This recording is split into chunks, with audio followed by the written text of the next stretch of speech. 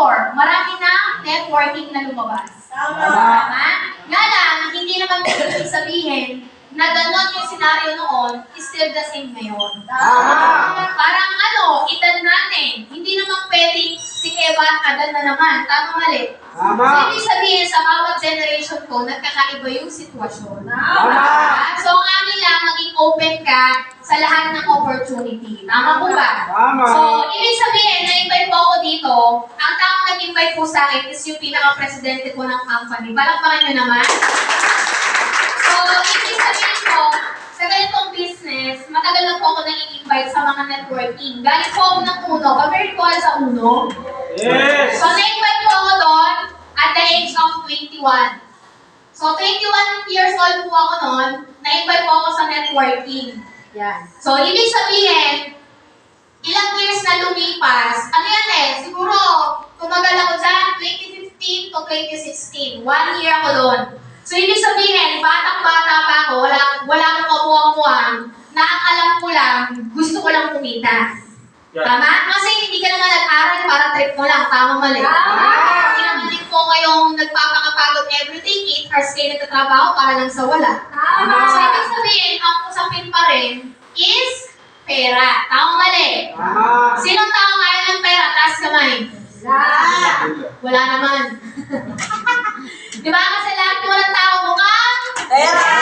tama. So, ibig sabihin, ang pag-uusapan po natin dito is pera. Okay ba tayo doon? So, ibig sabihin, na-invite ka sa maling paraan, businessman yan, hit lang kayo, or pinsan mo yung tao nagdala sa'yo, hindi mo kakilala, maging thankful ka. Alam mo kung bakit? Kasi sa dinami-dami ng tao, ba't ikaw? Diba? So, ibig sabihin, bakit yung taong nagdala sa'yo, ikaw yung naisip na dalhin? Pwede namang kamag-anak niya. Bakit hindi ka kakilala? Bakit tropa ka lang? Bakit pinsan ka lang? Tama mali. So, ibig sabihin ko, may dahilan yan. Okay? So, ngayon, nung nag-invite ako dito sa PNP, nung nakita ko yung puhunan, nandun po yung paningin ko. Kasi sa pagkaka-invite mo kasi sa akin, kape lang. Pwede kayo sa baba, yung coffee shop dyan. Lower Vanity Cafe. Diyan lang ako na-invite. So, to cut it short, alam ko na networking to, pero hindi ko expected na sasali ako that time. Kasi nagaling na po ako ng networking. So, ibig sabihin, hindi na po bago sa akin yung ganitong business. Okay? Kung ikaw bago sa'yo, hindi na bago sa pandemic mo, magkaiba kasi tayo. Tama? Kasi ang tao, sees to believe yan. Tama o mali? Gagawin muna nila. Basta may resulta yung tao nagdala sa kanya, mali. Kailangan, kahit wala pang resulta yung tao nagdala sa'yo, kailangan sabayan mo na. Kasi, mahihirapan kang habulin yung taong Ferrari, tapos ikaw pagong ka. Tama o mali? So, ibig sabihin, kung kaano-ano man yan o hindi, ang iisang desisyon lang dyan is kung gagawan mo lang ba ng paraan yung 20,000. 20,000. Mahirap mo lang hindi. Sir, meron? Kalahati lang, o alam mo na. Ikaw, kaya gawan hindi?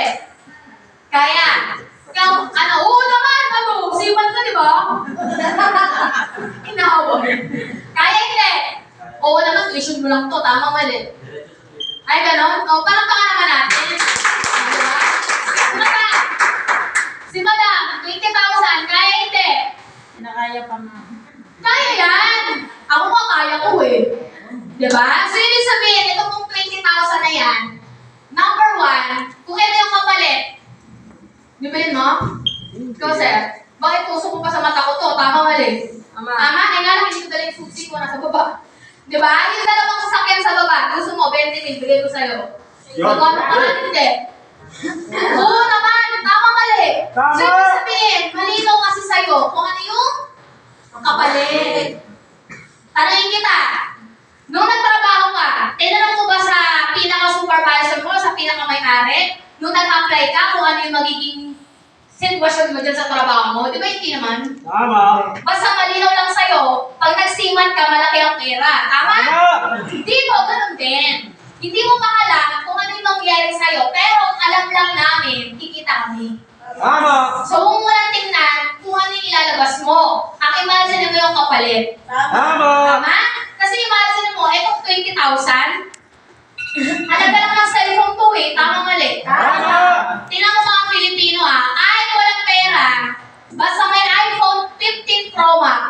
Tanong, mayabang hindi. Yeah. Mayabang tanongin mo, may ipon ba? Wala. Utang, credit card, tama mali. Tama. Ibig sabihin, kung may gusto pala, may paraan. Tama. Maraming dahilan. Tama. Kasi ang mga Pilipino to, bakit hindi umaasenso? Kasi puro dahilan. Tama.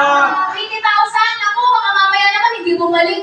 Yan! Yan! Ako, 20,000 maglalabas sa ulit, baka mamaya naman, ma-scam lang ako. Yan! Yan! Balik ko sa iyo yung tanong, kung na-scam kami, nandito ba kami? Tama. Tingnan mo na lang yung mga tao na una sa'yo. Ako, tingin mo, yung 20,000, kung hindi bumalik sa akin, nandito ba kami sa harap mo? Tama. O, tanong ulit, kung i-scamin ka namin, may ka-scam ba sa'yo? Yan! Yan! Di ba wala? Hindi ka rin nakasagot. Tama mali. So, ibig sabihin, nung that time mo na na-invite ako dyan, sobrang negative talaga ako sa networking. Kasi bakit? Na-scam po kasi kami dati. Pero nanay ko yun, hindi ako. So, thankful ako kasi bakit? Dahil sa 20,000 na yan, is, ngayon lang po, kakalabas ko lang po last May 28 ng brand new SUV. Ay, grabe! Ibig sabihin, ng 20,000 na yan, na dati lang pinagtutudahan ko kung saan kukunin. Tama. Sabi ko sa sarili ko, nakupo ba ako dyan? Totoo ba talaga? Kung nag-network na ako dati, mahirap mag-invite, mahirap magbenta. Tapos yung i-invite ko, baka mamaya hindi naman sumali. Tama. Diba? Ganun kasi agad yung nasa mindset natin. Yung hirap agad. Pero normal yan. Kasi bakit? Gusto mo umasenso eh. Tama. Sa school, payag ka ba? May iwasan mo ba yung mathematics? Hindi. Kahit ayaw